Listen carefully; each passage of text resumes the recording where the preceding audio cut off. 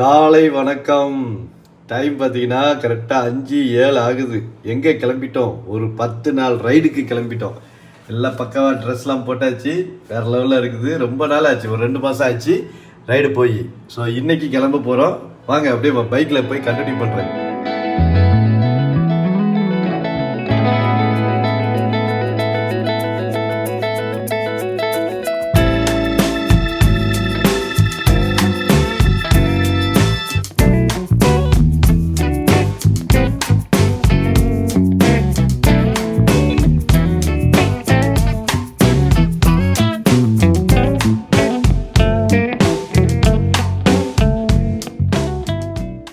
Okay, அந்திவானம் வெளுக்க ஆரம்பிச்சிருச்சு. மணி 5:30 ஆகிடுச்சு. அந்தாண்டு வீட்டம்மா பெரிய மனசு இல்லாமல் கிளம்புறதுக்குள்ளே லேட் ஆகிடுச்சு பார்த்துருங்க. Okay, thank you Jesus. ஒரு 10 நாள் நல்லபடியாக என்டர்டெயின்மெண்ட்டு. எதுக்காக ரைடு போகிறக்கிறது தான் விஷயமே. ஆமாம், கொஞ்சம் காலையில் நேரம் குளிர் காற்று உடம்புல படுதா, அப்படியே சந்தோஷமாக இருக்குது. சந்தோஷமாக வாவ், காலை நேரம் சூப்பராக இருக்கா. ஒரு 10 நாள் ட்ரிப்புங்க. அட்டாட்டாட்டாட்டா, எங்கே போகிறேன் ஏது போகிறேனே கிடையாது. பிளான் இருக்குது, இந்த வாட்டி பிளான் இருக்குது. உங்ககிட்ட சும்மா உருட்ட மாட்டேன் பார்த்துடுங்க. ஒரு 10 நாள் ஒரு 2000 கிலோமீட்டர் வந்துடும் எப்படியும். நம்ம தமிழ்நாட்டுக்குள்ளே தான். அதுதான் மிகச்சிறந்த அப்டேட். வேறு எங்கேயும் போல், only one inside of Tamil Nadu.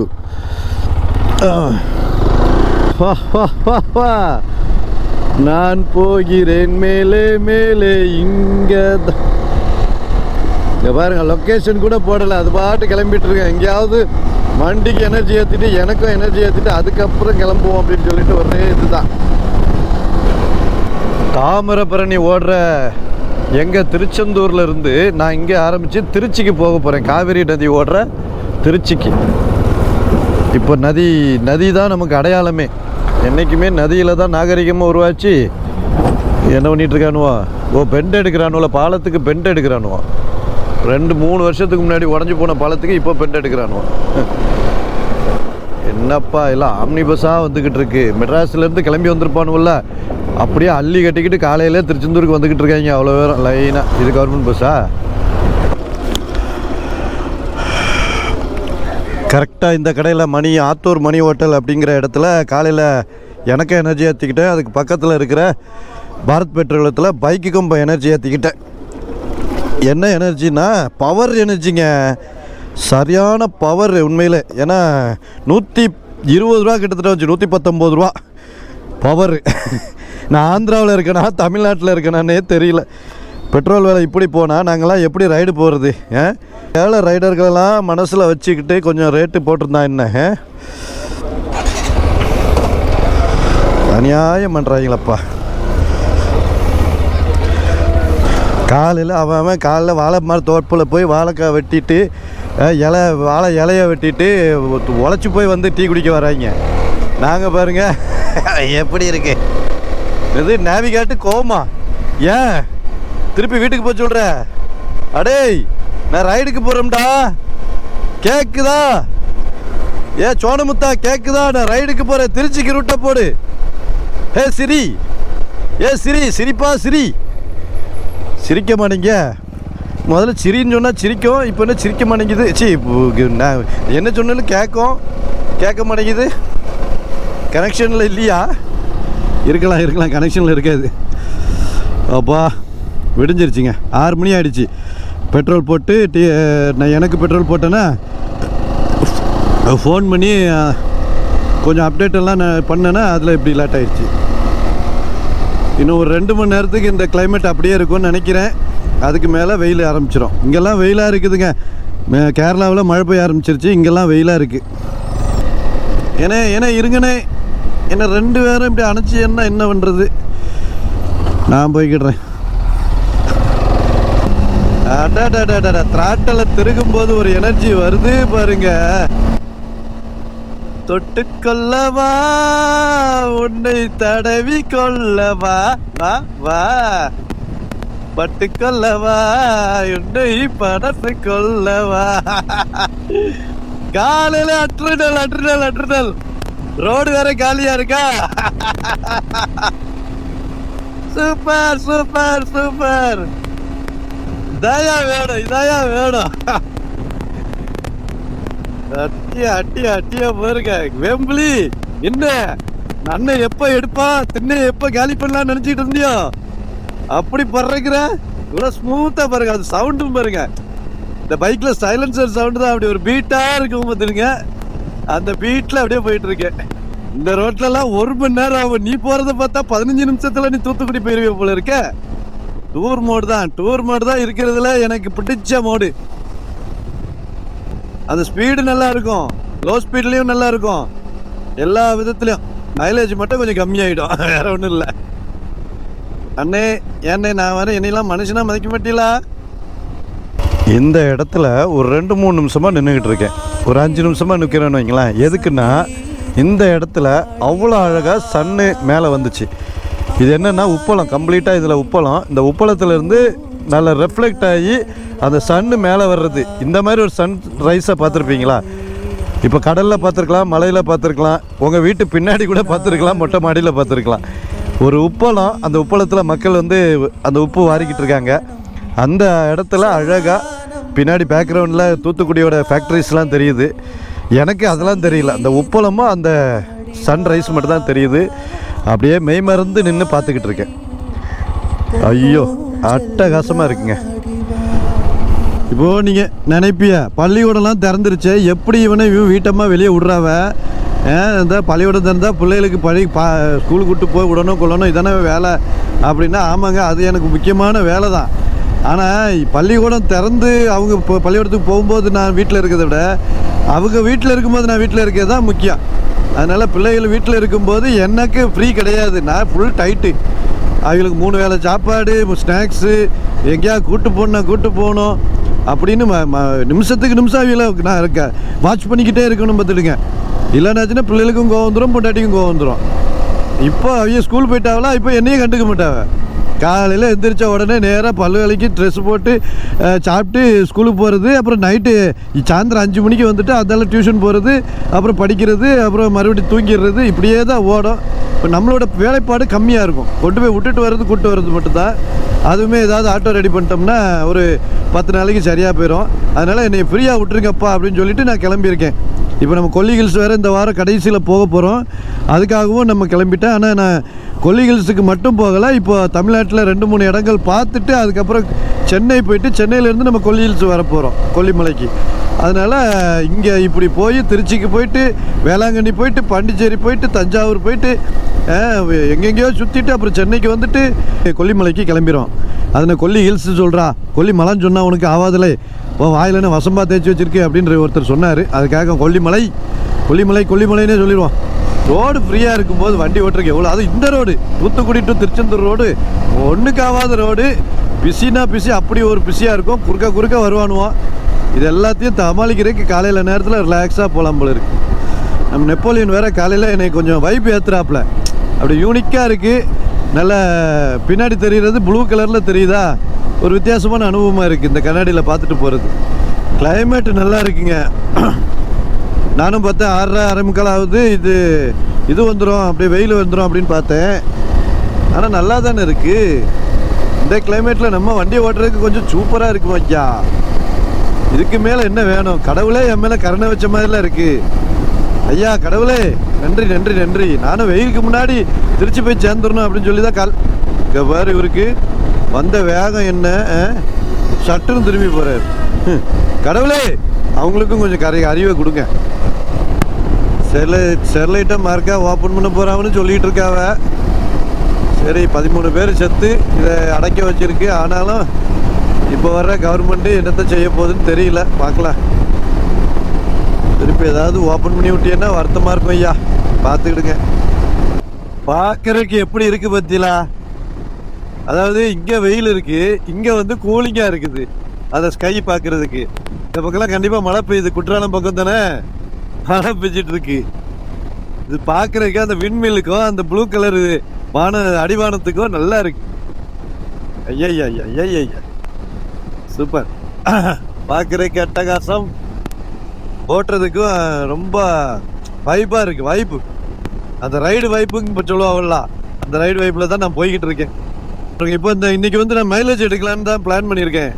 ஏன்னா போன வாட்டிலாம் ரிட்டர்ன் வரும்போது 25 தான் கொடுத்துச்சு வண்டி. அங்கே நம்ம ஹிமாலயாஸ் நேபாள் பூட்டான்லாம் 32 33 வரைக்கும் எடுத்தேன். ஆனால் ரிட்டர்ன் வரும்போது வீட்டுக்கு போகணுங்கிற அவசரத்தில் வண்டியை நல்லா 120 110 ஓட்டிட்டு வந்தேன்னா அதில் போயிடுச்சு, மைலேஜ் போயிடுச்சு. அதனால் இன்றைக்கி வந்து கொஞ்சம் மைலேஜ் எடுக்கலான்னு பார்த்துட்ருக்கேன். 29 அரை வருது, 30க்கு வர ஆரம்பிச்சிட்டு இப்போ திருச்சி போகிறதுக்குள்ள எனக்கு தெரிஞ்சு 31 32 எடுத்துருவேன்னு நினைக்கிறேன். க்ரூஸ் கண்ட்ரோல் கூட போட்டு ஓட்டிடலாம். ஸ்க்ரீனில் எங்கேஜ் ஆகிடுச்சு. க்ரூஸ் கண்ட்ரோல் கூட போட்டுட்டு அப்படியே ரிலாக்ஸாக ரோட்டை வேடிக்கை பார்த்துக்கிட்டே வரலாம். அந்த 5 வயசா 7 வயசோ நினைக்கிறேன். எனக்கு நல்லா அந்த இன்சிடென்ட் கூட ஞாபகம் இருக்குது. ரோட்டை வண்டியில் போனால் ரோட்டை வேடிக்கை பார்க்குறது. எங்கள் அப்பா சைக்கிளில் முன்னாடி உட்கார வச்சு அப்படியே கூட்டிகிட்டு போவேன். எங்கள் எப்போவுமே அந்த முன்னாடி காலை இப்படி போட்டு உட்கார போவல சின்ன பிள்ளையில, அந்த மாதிரி தான் உட்காந்துட்டு இருப்பேன். எங்கள் அண்ணன் பின்னாடி இருப்பேன், நான் முன்னாடி இருப்பேன். நாங்கள் 2 பேர், சின்னம்பி பெரியம்பி. அதனால அத்தார் காலை இப்படி போட்டு முன்னாடி கற்றுப்பா பார்த்துக்கிட்டே போவேன். அது மெட்ராஸில் வந்ததுக்கப்புறம் எங்கள் அப்பா பின்னாடி, நான் கொஞ்சம் பெருசாகிட்டேன், பின்னாடி உட்கார வச்சு மெட்ராஸில் உள்ள எல்லா ஏரியாக்களையும் அதோட பில்டிங் பேரெல்லாம் எங்களுக்கு சொல்லிக்கிட்டே வருவாங்க. அது நல்லா இன்றைக்கும் மறக்காத ஒரு இது. அப்போ ஆரம்பிச்சது தான் இந்த வேடிக்கை பார்க்குற பழக்கம். வண்டியில் போகும்போது அது காராக இருக்கட்டும், பஸ்ஸாக இருக்கட்டும், இந்த பைக்காக இருக்கட்டும், இந்த வேடிக்கை பார்க்குறேன். நான் போகும்போது சில பேர் கடிவாளம் கட்டி விட்ட மாதிரி ரோட்டையே பார்ப்பாங்க. அப்படிலாம் பார்க்க மாட்டேன். ரைட்டில் என்ன இருக்குது, லெஃப்டில் இருக்குது, இது என்ன இருக்குது, இந்த பில்டிங் என்ன, இந்த மலை என்ன, இந்த பாலம் என்ன, இந்த மேடு என்ன, எல்லாம் பார்த்துக்கிட்டே போவேன். அது ஒரு இன்ட்ரெஸ்டாக இருக்கும். பார்த்துடுங்க, மெமரி. அப்போ தான் அந்த நம்ம ரோட்டில் ஓட்டுறதுக்கு உண்டான அர்த்தம் கிடைக்கும். செம்ம போரிங்கான ஹைவேங்க. சாய் எத்தனையோ வாட்டி வந்து போய் காண்டாகி போச்சு. ஒன்றுமே இல்லை, என்டர்டெயின்மெண்ட்டுக்கும் பார்க்குறதுக்கு ஒன்றும் இல்லை, கரைகள் ஒன்றும் இல்லை, ரோடு பாட்டுக்கு போய்கிட்டு இருக்கு. சைடில் மரங்கள் இல்லை, மழை இல்லை, விண்மில்லும் இல்லை. அது காய்த்தாரோட காலியாகிடும். அதான் காண்டாயிட்டு அப்படியே போர் அடிச்சுது. பாட்டை கேட்டுக்கிட்டு அப்படியே வந்துட்டேன். மதுரைக்கு வந்தாச்சு. இங்கேருந்து ஒரு 146 கிலோமீட்டர் திருச்சி. சாப்பிட்ற பிளான் இல்லை, வயிறுலாம் பசிக்கலை, காலியாக வயிறு அடைச்சாம தான் இருக்குது. பெட்ரோலும் ஃபுல்லாக போட்டாச்சா, என்னால் போய்கிட்டே இருக்குது வண்டி. இங்கே பாருங்க, என்னத்தை சொல்ல வேணே.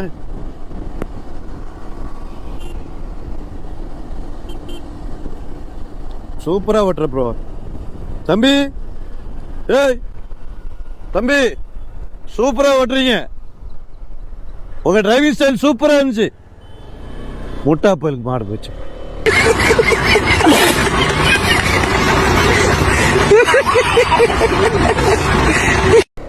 பெட்ரோல் பங்க்ல இருந்து அப்படியே வாரம் நேரம் இந்த ரோட்டுக்கு இந்த பக்கம் வந்துடான். கூப்பிட்டு வச்சு பாராட்டணும். ஆனா போயிட்டான். அவன் செஞ்சது அவனுக்கே தப்புன்னு தெரியுது. மதுரைக்குள்ள நம்ம வழக்கமாக போடுற ஒரு ரெஸ்ட்டு. இந்த ரெஸ்ட்டு கடையில் போன தடவை ஒரு சம்பவம் நடந்துச்சு. 14 Pro மேக்ஸை இங்கே விட்டுட்டு போயிட்டேங்க.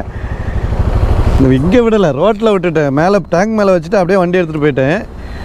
அது கடைசியில் கண்டுபிடிச்சதெல்லாம் மறக்க முடியாது. ஓகே, ஒரு இரானி டீயும் 2 இட்லி ஒரு வடை. வயிறு நிறைஞ்சிருச்சு, மனசு நிறைஞ்சிருச்சு. ஒரு அரை மணி நேரம் இதில் ஒப்பேற்றினேன். என்னென்னா ஃபுட்டேஜ் எல்லாம் செக் பண்ணேன். நம்ம இப்போ வாங்கியிருக்கிறது வந்து GoPro 12. அது நிறைய பேருக்கு தெரியாது. நான் அப்புறமா உங்களுக்கு அது சொல்கிறேன், அந்த GoPro காட்டுறேன். GoPro 12 அப்டேட் பண்ணியிருக்கேன். இப்போ செகண்ட் ஹேண்டில் தான் வாங்கினேன். ஏன்னா நம்மளுடைய நார்த் ஈஸ்ட் ரைடில் GoPro 12 நம்ம நண்பர் கடன் கொடுத்துருந்தார் இல்லையா, அதை யூஸ் பண்ணதுக்கப்புறம் நான் 9க்கு வந்து யூஸ் பண்ணுறதுக்கு என்னால் முடியலை. அந்த ஒரு மனசு வர மாட்டேங்குது. அதனால் கடனை வாங்கியாவது GoPro வாங்குவோமையான்ட்டு GoPro 12 வாங்கிட்டேன். அதனால் அந்த 12 வந்து எப்படி செட்டப்பு, மைக்கு செட்டப்லாம் எப்படி இருந்துச்சு என்னங்கிறது பார்த்தேன்.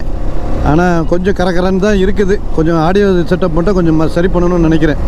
சரி பண்ணிட்டீங்கன்னா பக்காவாக இருக்கும். இப்போது திருச்சிக்கு மறுபடியும் கிளம்பியாச்சு. 115 கிலோமீட்டர் திருச்சி. ஒரு 1.5 மணி நேரம், 1.5 மணி நேரம் வைங்களேன். அது பாட்டுக்கு போயிடலாம். வயிறு நினைஞ்சிச்சு. இனிமேல் எங்கேயுமே நிற்க வேண்டியதில்லை. ஒரு சில ஹோட்டல்கள் வந்து அவங்க நேம் வாங்கிட்டாங்கங்கிறதுக்காக குவாலிட்டியெல்லாம் மறந்துடுறாங்கங்க. இதுக்கு தான் நம்ம அண்ணாச்சி, ராஜகோபால் அண்ணாச்சி இருக்கணும். அவர் சாவர தண்டைக்குமே குவாலிட்டியில் காம்ப்ரமைஸே பண்ணல. இப்போ கூட காம்ப்ரமைஸ் பண்ணல. அவங்க பசங்க ஹோட்டலை தான் கம்மி பண்ணிட்டாங்க. எல்லா இடத்துலையும் ஃபேமஸாக இருந்த சரவணபவன். ஆனால் இப்போ வருகிற அந்த A2B சரி, டெம்பிள் சிட்டி, கிருஷ்ணா பவன், அந்த பவனு, வசந்த பவனு, வழக்கா பவனு, எல்லா பவனும் ஓரளவு பேர் வாங்கினதுக்கப்புறம் குவாலிட்டியில் காம்ப்ரமைஸ் பண்ணிடுறாங்கன்னு நினைக்கிறேன். வடையெல்லாம் ஆறி போய் இருந்துச்சு. இட்லியுமே வந்து பெருசாக ஒன்றும் டேஸ்ட் இல்லை. சாம்பார் ஓகே, மற்றபடி சட்னிலாம் ஓகே தான். ஏன் இப்படி பண்ணுறாங்கன்னு தெரியல. கொஞ்சம் பேர் வாங்கின அப்புறம் காம்ப்ரமைஸ் ஏன் பண்ணுறீங்க? அதை போய் ஃபாலோ பண்ணால் கொஞ்சம் நம்ம மேலே தானே போவோம். என்னவோ போங்க. அவங்க பிஸ்னஸ்ன்னு இந்த ஹோட்டல் தொழில், இந்த சர்வீஸ் மைண்டட் இருக்கிற பிஸ்னஸ் தொழில் எல்லாமே கொஞ்சம் மனிதாபிமானமும் சேர்ந்து இருக்கணும். இப்போ நம்மளுடைய வண்டி வந்து 12,000 கிலோமீட்டர் ஓடி இருக்கு. இன்னுமே இந்த ரைடு போயிட்டு வந்தோன்னா ஒரு 14,000 கிலோமீட்டர் அந்த ரேஞ்சில் வந்துடும். அதுக்கப்புறம் கண்டிப்பாக இப்போ ரியர் இந்த டயரை மாற்றணும். பார்த்துடுங்க, அதே டயரை வச்சு ஓட்டக்கூடாது. எனக்கு அவ்வளோ ஒன்றும் திருப்தியாக தெரியல. டயரோட சஸ்பென்ஷனும் பிரேக்கிங்குமே வந்து அவ்வளோ திருப்தியாக தெரில. இல்லை கண்டிப்பாக ஒரு நல்ல பிராண்டட் டயர் இருந்தால் உங்களுக்கு சொல்லுங்கள், எனக்கு சஜஸ்ட் பண்ணுங்கள். இன்ஸ்டாகிராமில் கூட சஜஸ்ட் பண்ணுங்கள், வாங்கி போட்டுக்கிறேன். உங்களை மாதிரி அறிவாளிகள் சொன்னால் அதை ஏற்றுக்கிறவன் தான் காயல். அதனால் ஏற்றுக்கிடுவேன், வண்டியை வாங்கி போட்டுடுறேன். இந்த வண்டிலாம் என்ன வண்டி நிறுத்திவிட்டானுங்களே. என்ன நீங்கள் நம்ம பைக்கில் 2 வித்தியாசத்தை பார்த்துருப்பீங்க.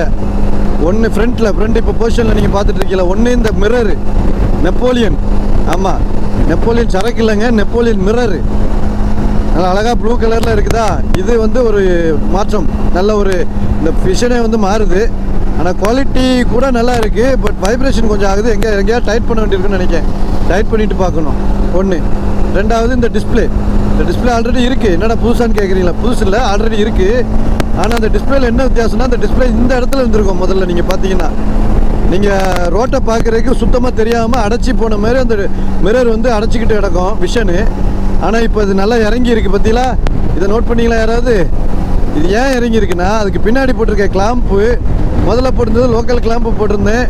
அது நல்லா உயரமாக காட்டுச்சு. ஃப்ரண்ட்லேயும் நல்லா எஜெக்டட் பண்ணி இருந்துச்சு. இப்போ அது என்ன ஆகுனா, பின்னாடி கிளாம்பு சிங்கப்பூர்லேருந்து வாங்கி வந்திருக்கிறாரு நம்ம செந்திலன்னு. சிங்கப்பூர்லேருந்து இம்போர்ட் பண்ணி அலி எக்ஸ்பிரஸில் ஆர்டர் போட்டு அது நமக்கு வந்திருக்குது.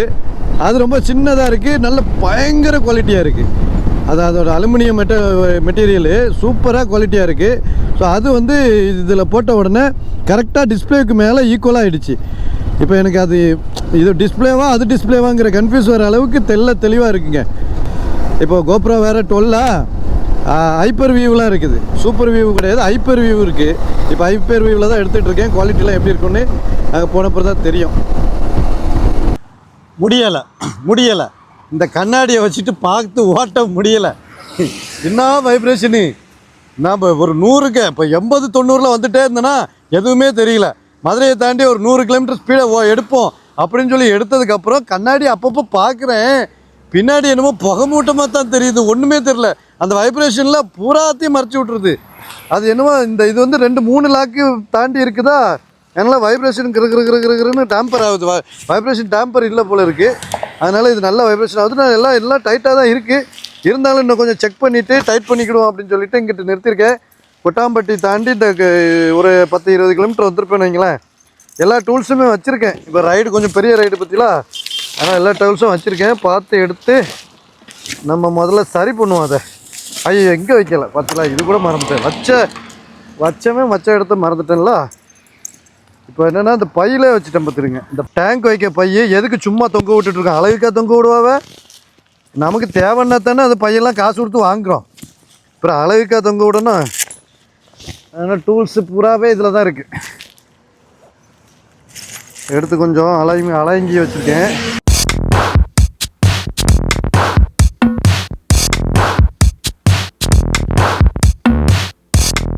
பண்ணியாச்சு. இதுக்கப்புறம் வேறு என்ன காரணம் இருக்க வாய்ப்பு இருக்குது தெரியல. இதுக்கப்புறம் ஒன்றும் ஏதாவது இதாச்சுன்னா நம்மளால் ஒன்றும் பண்ண முடியாது, ஒப்பேத்தி தான் போகணும். டைட் பண்ணதுக்கப்புறம் எப்படி இருக்குன்னு பார்க்கணும்ல, அதுக்கு தான் கொஞ்சம் வேகமாக போய் பார்க்கேன். அப்போ இருங்க, இந்த கிராஸ் ரோட்டில் என்ன நியாயம் பண்ணி தொலைகிறானோ, இஷ்டத்துக்கு வந்துக்கிட்டு. எப்படி இருக்கு? இப்போ 100 தாண்டிட்டேன். ஐயோ, ஒருவேளை நல்லா இருக்க மாதிரி தெரியுதா? கொஞ்சம் பரவாயில்ல மாதிரி தெரியுது. ஒருவேளை என் மன பிராந்தியோ அப்படியே தான் இருக்கும். பிராந்தி தான் இப்படி பண்ணுது. செட் ஆகலை. இன்னும் கொஞ்சம் டைட் பண்ணணுமா இல்லைன்னா இது பிட்டாக இருக்குமான்னு தெரியல. பார்த்துக்கலாம். கொஞ்சம் செந்திலன்ட்ட போயிட்டு அதுக்கு ஏதாவது ரெமெடி கிடைக்குதான்னு கேட்போம் அவர்கிட்ட.